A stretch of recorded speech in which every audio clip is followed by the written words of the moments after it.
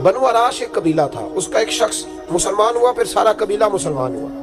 وہ کہتے ہیں میں نا مکہ مکرمہ آیا، یہ وہ دور تھا جب نبی پاک علیہ السلام نے ابھی اعلان نبوت فرمایا تھا، اور وہ اسلام پر غربتوں کے دن تھے۔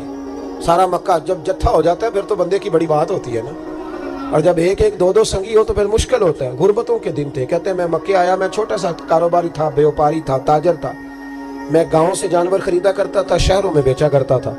کہتے ہیں میں نے نا 2 اونٹ یا 2 گھوڑے، مختلف کتب میں مختلف لفظ ملتے ہیں، کہتے ہیں وہ 2 اونٹ میں گاؤں سے لایا، مکے میں نے بیچنے تھے۔ جب میں مکے پہنچا تو پہلی ملاقات ہی ابو جہل سے ہو گئی۔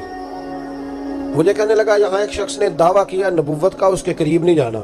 کہتے ہیں میں نے کہا یار مجھے تو پتہ بھی نہیں تھا، یہ تو تعارف تم نے کرایا ہے۔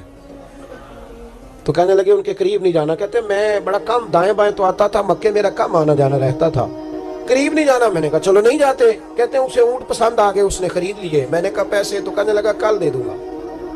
اگلے دن میں اس کے گھر لینے گیا تو کہنے لگا کل دوں گا۔ اب ہوٹل بھی نہیں ہوتے تھے، پردیسی بیچارے، بڑے ان کے لیے مشکلات ہوتی تھی کسی دوسرے شہر میں رہنا۔ کہتے ہیں میری کل جمع پونجی بھی وہی تھی جو میں نے لگا دی۔ تیسرے دن میں گیا تو میں نے کہا یار میرے پیسے دے، میں غریب آدمی ہوں اور میرے تو بچے انتظار کر رہے ہیں اور میں سڑک پہ سو کے وقت گزارتا ہوں، میرے پیسے دے میں جاؤں۔ کہتے ہیں میں نے دبا کے بات کی تو ابو جہل کہنے لگا جا دوڑ جا، جہاں سے ملتے ہیں لے لے۔ کہتے ہیں پردیس تھا، انشاءاللہ پردیسی کوئی بھی نہ تھی، کاکھ جنا تو پارے۔ کہتے ہیں کہ میں پریشان ہو گیا۔ کہتا جا دوڑ جا۔ میں کانپنے لگا۔ میں نے لوگوں سے پوچھا چودھری کہاں بیٹھتے ہیں، سردار کہاں؟ انہوں نے کہا حرم مکہ میں جو ٹولیاں بنا کے بیٹھے ہیں وہ ہمارے سردار ہی ہیں۔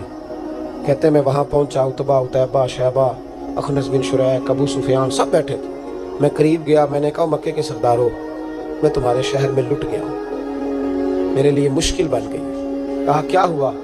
کہنے لگے ایک آدمی نے مجھ سے 2 اونٹ خرید لیے، وہ میری کل کمائی تھی، پہلے تو آج کل کرتا رہا، اب کہتا ہے جا دوڑ جا، کچھ نہیں ہے، میری مدد کرو۔ کہتے ہیں عتبہ بولا، کہنے لگا کس کی طاقت ہے ہمارے ہوتے ہوئے تیرے پیسے دبا جائے؟ کہتے ہیں جب اس نے یہ کہا تو میرے اندر امید کی کرن چمکی کہ میرے مل جائیں گے۔ کہتے کون ہے بتا؟ میں نے کہا کہ ابو جہل۔ کہتے اس نے ساتھ ہی نا گردن جھکا لی، کہنے لگا اوہو وہ تو بہت بڑا گنڈا ہے، تو کہاں الجھ گیا؟